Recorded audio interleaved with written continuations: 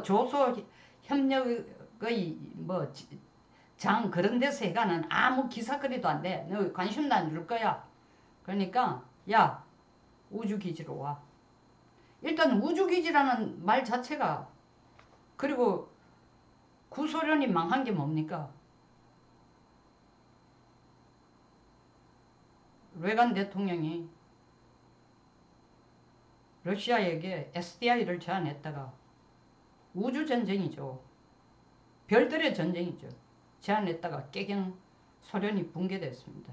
그 이후 제일 처음에 우주에 관련된 기술을 미국보다 앞선 게 소련이지만, 결국 우주라는 이 우주 기술이라는 것 때문에 한 방 먹고 구소련은 와야 된 겁니다. 그러니까 우주라는 이미지를 줌으로써 미국에서 한 방 미국에게 한 방 때리고자 하는 의도가 가장 큰 의도입니다. 그래서 이 우주기지에서 회담을 하는 겁니다.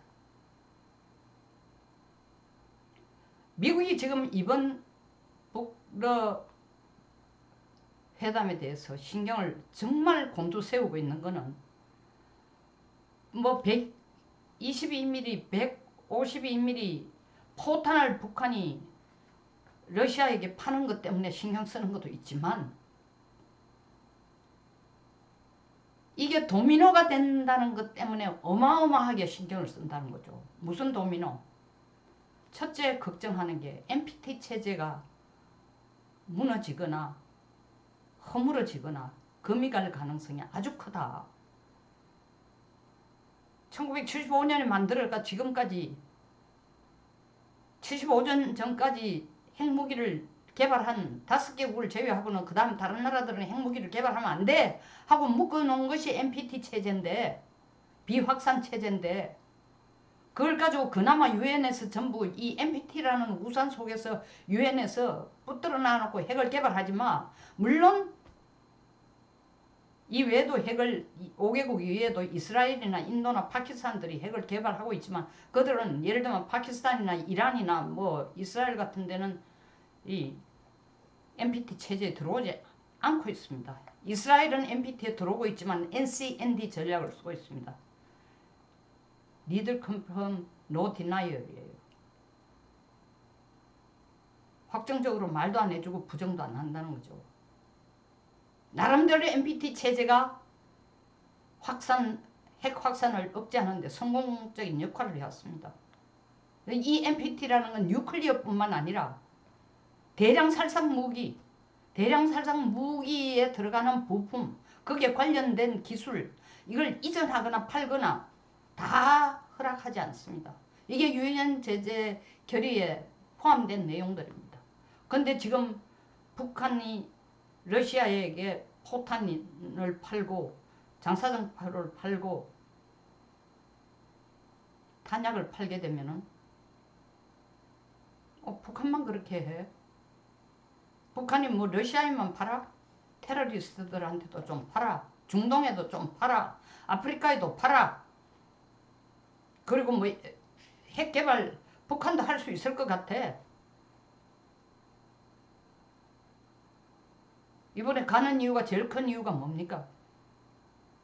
러시아에게 우리 핵 개발 좀 확실하게 이제 제대로 된 핵보유국으로 인정될 수 있도록 기술적인 지원뿐만 아니라 우리 훌륭한 뒷배가 좀 돼달라고 하는 거 아니에요. 그 NPT 체제가 무너지는 걸 가장 걱정하고 있는 겁니다. 일종의 리플 효과죠. 그러니까 그 무기 몇 개를 파는 걸 걱정하는 게 아니라, 그것 때문에 NPT 체제 자체에 엄청난 임팩트를 줄 것이라는 걸 두려워하는 거고, 두 번째로는 유엔 안보리가 완전히 무용지물화 될 것을 걱정합니다. 사실은 우크라이나 전쟁이 발발한 이후에 유엔 안보리가 우크라이나 전쟁에 대해서 제대로 대처를, 적극적이고 긍정적인 대처를 발빠르게 하지를 못했습니다. 그러니까 그 전쟁이 지금 일어난 지 1년 6개월이 넘었습니다. 계속 질질 끌고 있어요. 안보리 총회에 올렸어. 안보리에 어떤 결론을 얻어서 전쟁에 개입을 하든지 중단을 시키든 적극적인 행위를 해야 됩니다. 왜? 유엔 안보리라는 게 최상위 국경을 넘어서는 국가 간을 넘어서는 최상위 국제기구의 안보체제입니다. 그래서 상당한 때에 따라서는 강제력을 행사하는 겁니다. 그게 유엔 헌장의 49조 같은 게 그 역할을 할 수 있도록 해주고 있습니다. 그런데 아무것도 안 했어요. 그래서 지금 우크라이나가 이 전쟁의 수렁 속에 빠져 있습니다. 그러니까 우크라이나 전쟁에 대해서 유엔 안보리에 아주 미지근하고 뭐라고 할까 책임 회피적이고 이런 태도를 보임으로써 전쟁이 터지고 난 뒤에 여기저기에서 유엔 안보리의 무용지물화에 대한 얘기가 많이 나왔습니다. 그리고 유엔이 더 이상 존재해야 할 필요가 있느냐 하는 그런 논란도 상당히 많이 나왔습니다. 근데 그 논란이 다시 점화가 될 수도 있다는 거죠. 안보리 이사국이 상임이사국이 가지고 있는 비토권 행사가 세계 질서에 최상위 안보체제 역할을 하는 것에 결정적인 역할을 해서 안보 질서를 세계 안보 질서를 흔들어 놓는데 이것 때문에 세계 질서가 흔들어지고 평화 질서가 흐트러진다면은 과연 유엔의 존재 가치가 뭐냐? 다시 한번 유엔 안보리의 무용지물화 얘기가 수면 위로 뜰 것이라는 겁니다. 그 다음 세 번째로는 조금 전에 언급했습니다만은 다시 중언한다면은 결국 북한이 이번 러시아를 만나는 가장 큰 이유는 러시아의 뒷배를 이용해서 핵 개발을 하겠다는 겁니다.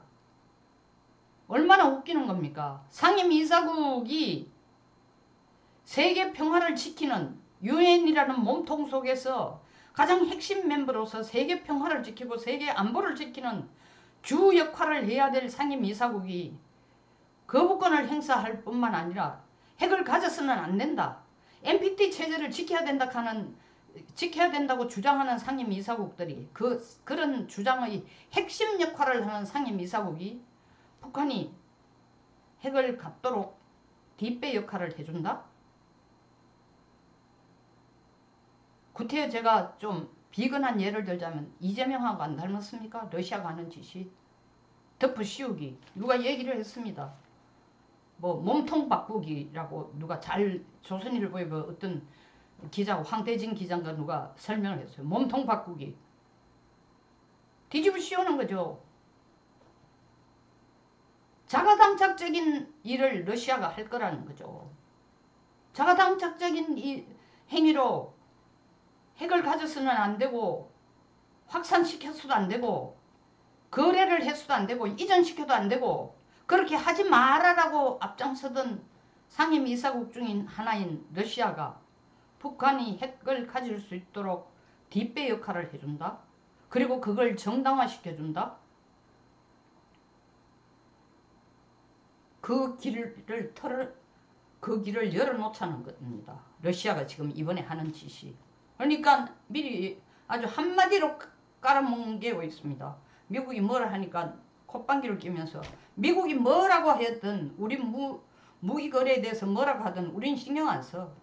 이 모든 것을 다 계산해서 우주기지에서 회담을 하는 것입니다. 이번 북러 회담 후에 그 뒤에 오는 트리클 다운 내지는 리플, 이 물결 이펙트가 얼마나 클지는 지켜봐야 할 것입니다. 그러나 이번 북러 회담은 단순하게 포탄과 탄약과 총 몇 자루를 팔고 몇 자루를 사고 식량을 주고 에너지를 좀 주고받고로 끝나는 회담이 아니고 여러 가지 국제사회에 국제질서에 국제안보에 여러 차원에서의 시사하는 바가 커질 것이라는 의미에서 전 세계가 지금 관심과 우려를 가지고 지켜보고 있는 회담입니다. 우크라이나에게 전쟁을 일으키는 것도 부족해가지고 이제는 전 세계를 평화질서를 파괴하고 전 세계의 안보를 아수라장으로 만들어 가고 싶어하는 푸틴이 오직 하면은 얼마나 외롭고 하잘 것 없으면 국제사회로부터 자신이 고립되어 있으면 북한에게 무기 지원을 해달라고 요청할 정도로 자신이 처절하게 국제사회로부터 고립되고 친구 하나 없고 외롭다라는 그런 상황을 한편으로 보여주면서 또 다른 한편으로는 우주기지에서 북한을 만나자고 하면서 북한의 수계를 만나자고 하면서 전 세계가 보란 듯이 바이든이 캠프 데이비드에서 회담을 해 역사를 바꾼 역사의 물줄기를 바꾼다면 나는 보스토치니 우주기지에서 전 세계의 물줄기를 그보다 더 큰 전 세계의 전 세계의 역사의 물줄기를 바꾸고 세계의 질서를 바꾸는 그런 일을 할 것이다 하고 허풍을 치고 있으니 이 허풍의 한편 국제사회로부터의 고립의 그 초라한 모습과 이 엄청난 허풍의 그 간극을 참 한편으로는 우습기도 하고 한편으로는 눈물 나기도 하고 한편으로는 두렵기도 합니다. 푸틴의 이 원맨쇼가 언제 끝날지 모르겠습니다.